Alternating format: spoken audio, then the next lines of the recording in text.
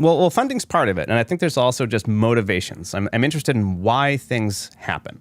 I always say, all these missions that we just talked about offhandedly, to study the Earth, to look deeper into space, to go to Mars, someone has to make those decisions. Someone has to rally and provide resources to build them. They have to design them, think really hard about them. Those don't just happen, right? And I just want to emphasize to everybody, the word mission is not code, but a shorthand for the spacecraft itself and all the things that happen on the ground and all the people employed on the ground to enable the data to come down here. Back to you. Yeah, well, they don't happen in isolation. Ironically, they don't just happen in a vacuum, right, in space. See see what he did there? The vacuum. Space. Yeah. You got it? You with us, Chuck? It's a little difficult to keep up, but I caught on there. No, it isn't. You fooled me.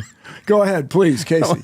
So again, I'm interested in the why. And so I love the outputs, of course, too. And I want to get more of those. And I think by studying the whys of how they come together, the incentive structures, the reasons why things actually manifest themselves, right? You're talking about in the U.S. government. Well, yeah, and particularly in the U.S. here, because it's the largest and it's where we live and spend most of our money on it.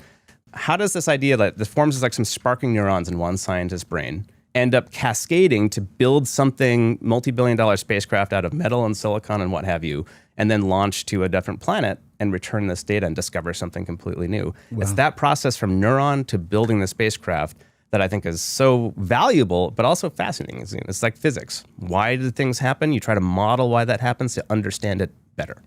When NASA faces budget cuts, it doesn't just affect the people who work there.